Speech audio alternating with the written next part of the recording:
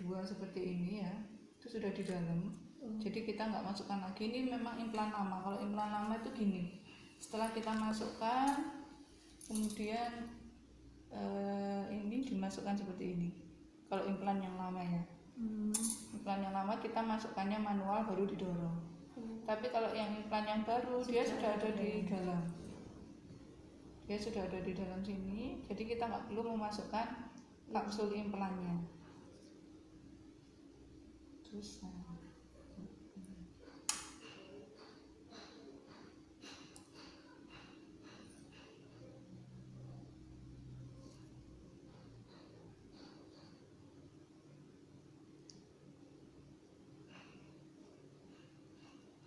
dari atas, Bu.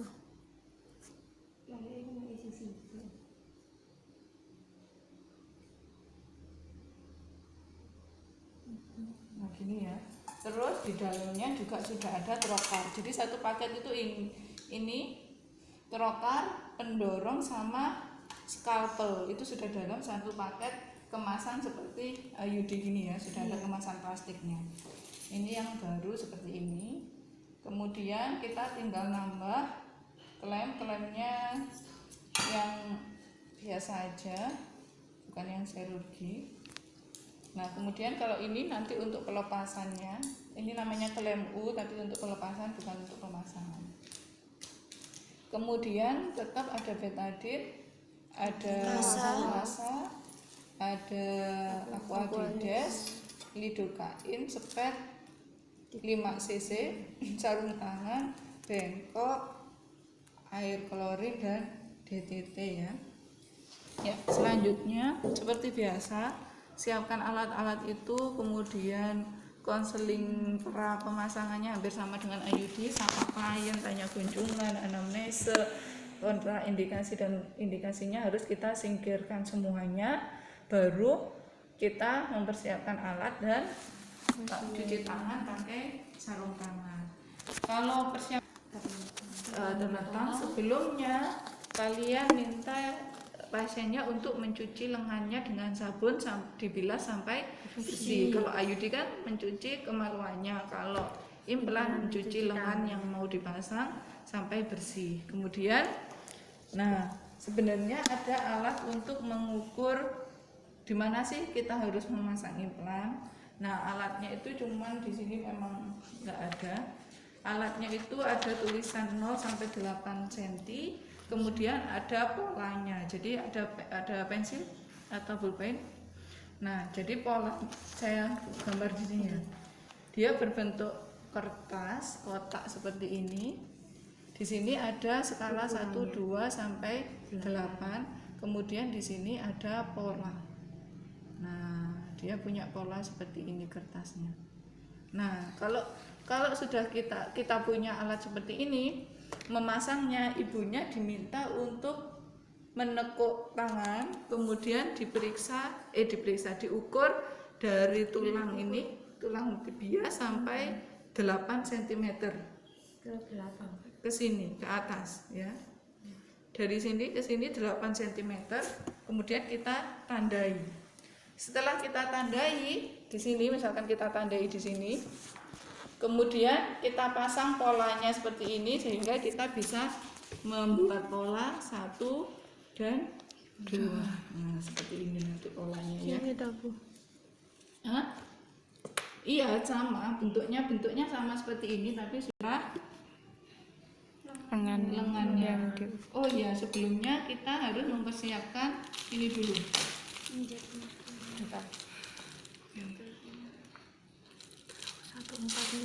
Pakai yang 5 cc karena apa? Lidocain itu isinya 2 cc.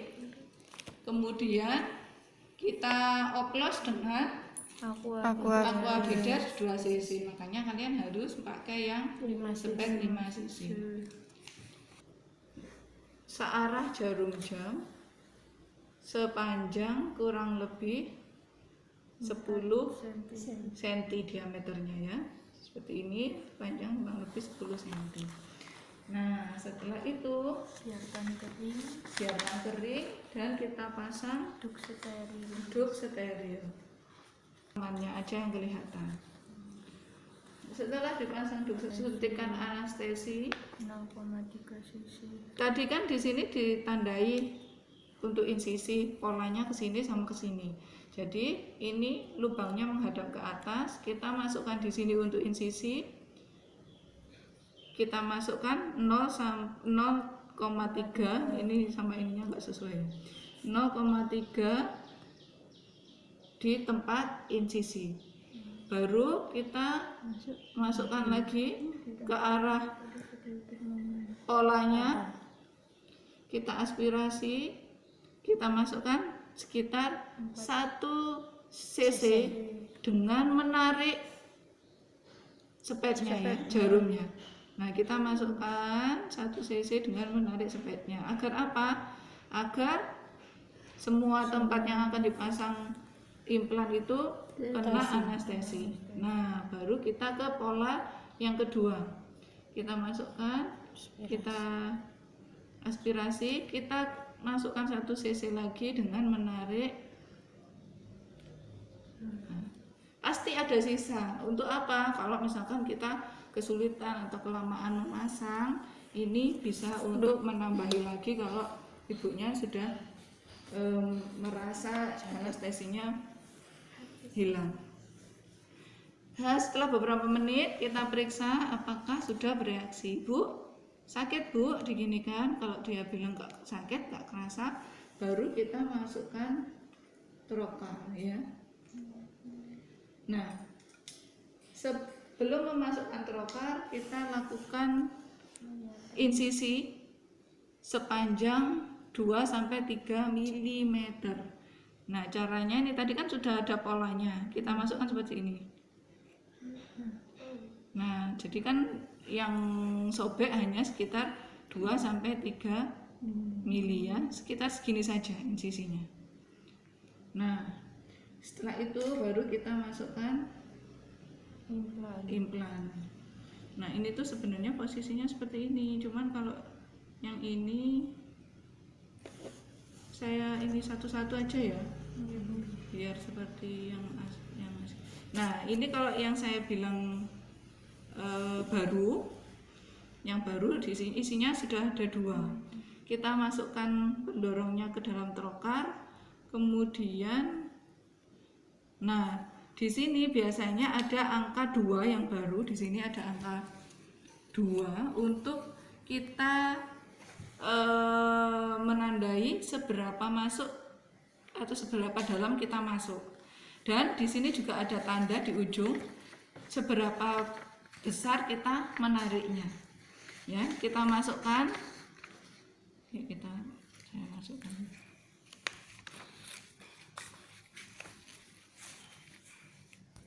Nah, ini semoga bisa ya.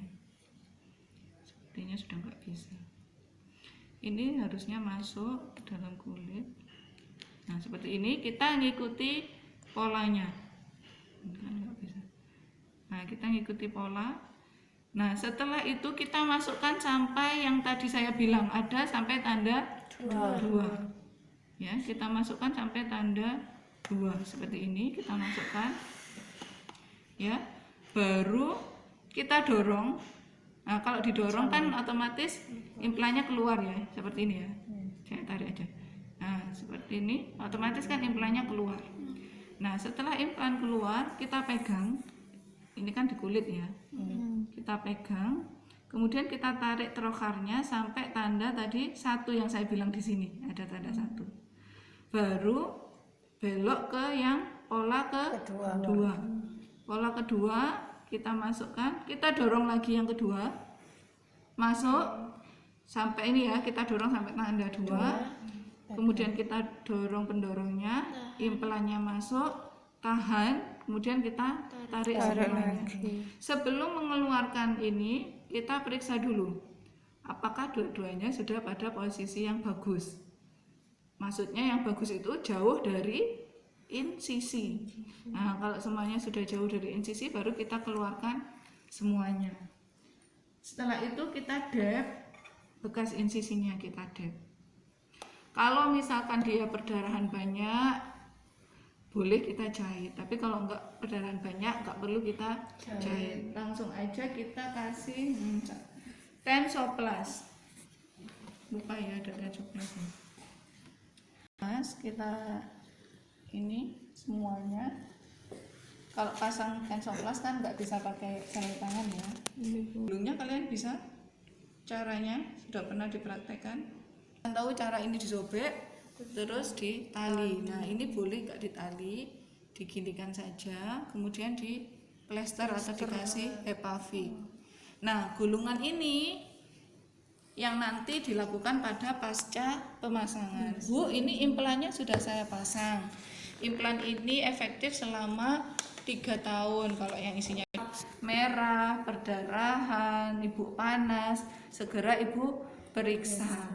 Balutan ini Bu, balutannya ini tidak boleh kena air selama 2 hari. Setelah 2 hari baru balutannya dilepas dan setelah itu apa ini namanya Tensoplasnya juga boleh dilepas. Kalau misalkan sudah kering, ibu boleh nggak pakai Tensoplas lagi. Tapi kalau misalkan ternyata masih basah, boleh dipasang lagi Tensoplas. Ibu nanti kalau setelah ini nggak boleh mengangkat berat pada tangan yang dipasang implan. Kemudian ibu baru boleh melakukan hubungan seksual setelah 1 minggu pemasangan implan, atau ibu pakai bapaknya pakai kondom dulu.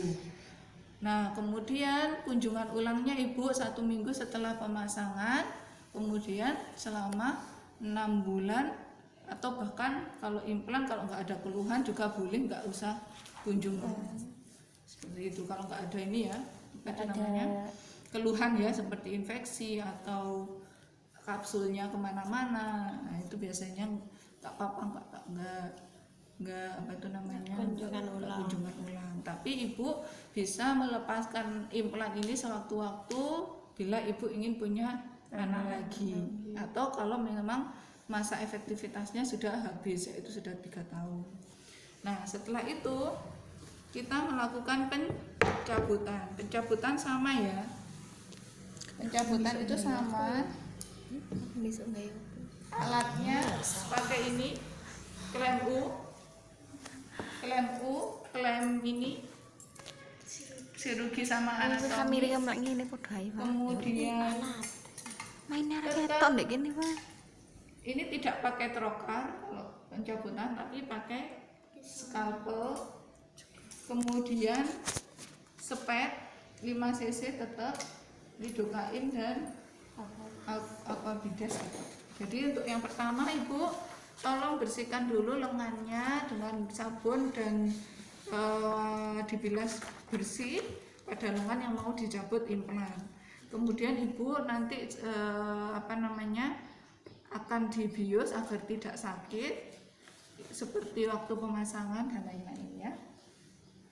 Kemudian ibu dilakukan desinfeksi. Saya nggak pakai sarung tangan ya, kita sudah pakai sarung tangan, melakukan desinfeksi, terus pakai duk steril. Kemudian ada 3 cara untuk melepaskan implan. Ini enggak saya lepas ya biar kelihatan. Ada 3 cara pelepasan implan. Yang pertama teknik apa itu namanya, jepit ujung kapsul. Enggak, nama tekniknya saya lupa. Pertama seperti biasa kita ini dulu ambil anestesi sebanyak 4 perbandingan 1 dengan 1. Kita periksa kapsulnya itu sebelah mana, jadi kita menganestesinya pas di posisi kapsulnya. Seperti biasa kita mau pakai teknik apa? Pertama kita pakai teknik presentasi dan jepit. Kalau presentasi dan jepit berarti nanti insisinya adalah di bawah kapsul. Jadi kita masukkan anestesi, aspirasi 0,3 di tempat insisi, kemudian masukkan lagi di bawah kapsul implan 1 cc seperti pemasangan, kemudian di bawah kapsul implan satunya juga 1 cc dengan ditarik ya. Setelah itu kita, Bu, apakah masih terasa, apakah sudah tidak sakit? Nah, jika tidak sakit, kalau teknik jepit itu kita lakukan insisi 3 mm di bawah ujung kapsul. Nah, kita insisi, setelah insisi baru kita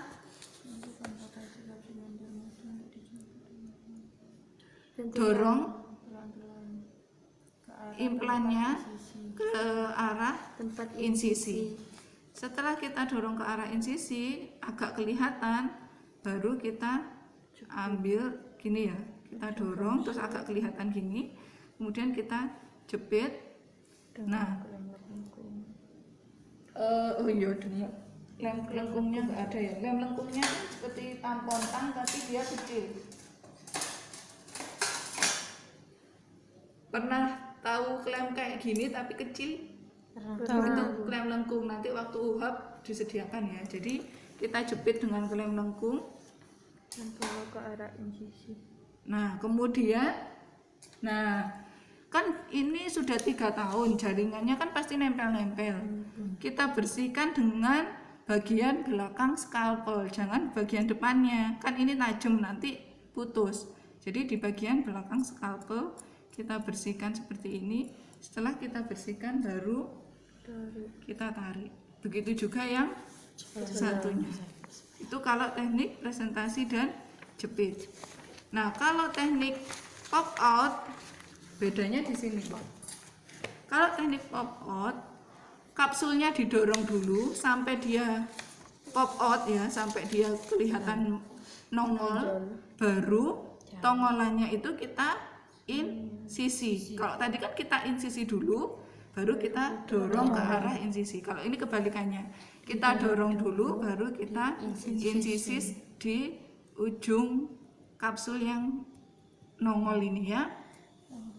Setelah itu pakai klem lengkung, kita jepit, pakai klem lengkung ya, kita jepit, dan sama kita bersihkan punggungnya dengan jaringannya dengan punggung scalpel, baru kita tarik.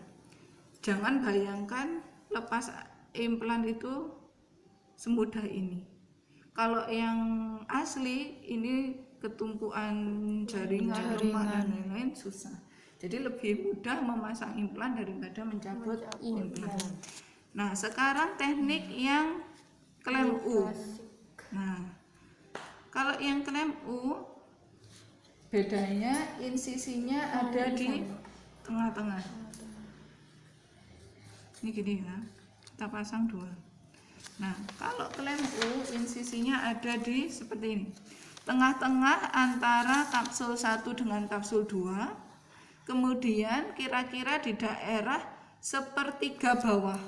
Nah, ini loh, kalau misalkan kapsul ini 1, kita bagi sepertiga, kita insisi di sepertiga bawahnya, paham ya? Ini sudah ada insisian, saya ngikut yang ini ya.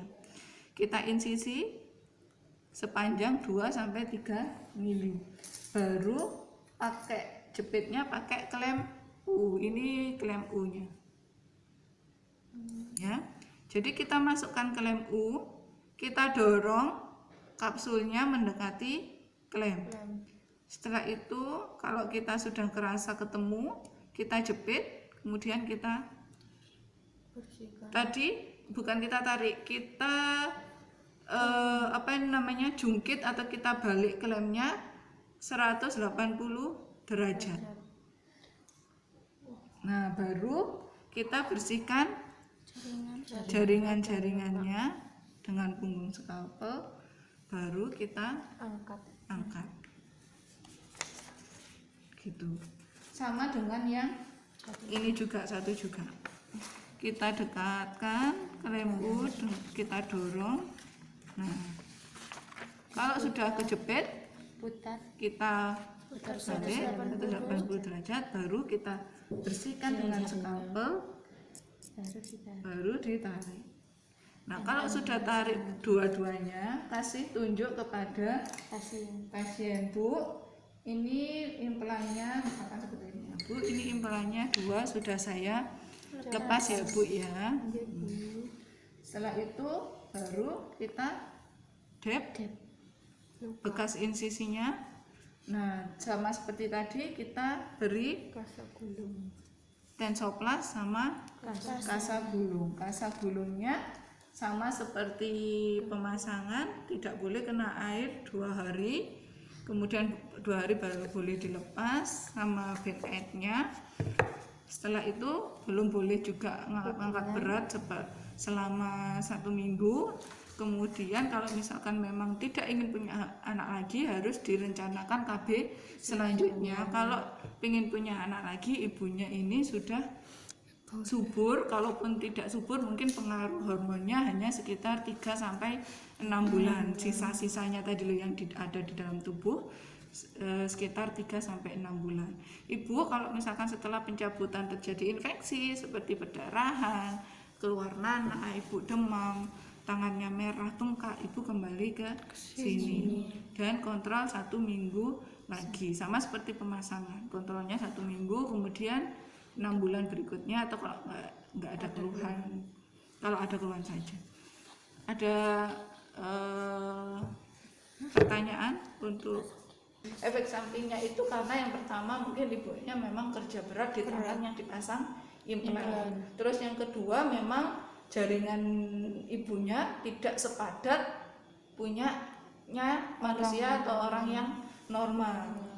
Ya, kan jaringan orang kan beda-beda ya. Ada yang padat, ada yang enggak. Itu mungkin kemungkinan menyebabkan kapsulnya berpindah. tempat. Yang normal harusnya tetap pada Posisi. waktu pemasangan, itu yang normal. Dan banyak sekali ibu yang normal daripada yang dislokasi. Jadi bisa gitu ya, kapsul pindah tempat itu, kapsulnya pindah tempat itu. Bisa. 1 banding berapa puluh orang yang IUD atau yang implan. Benda asing dimasukkan ke dalam tubuh, lama-lama akan menyebabkan infeksi atau kemungkinan yang lain. Soalnya di sana banyak Bu orang yang udah lansia itu dulunya ya implan, tapi sampai lansia nggak dilepas. Di kemarin kalian PKN Nggak di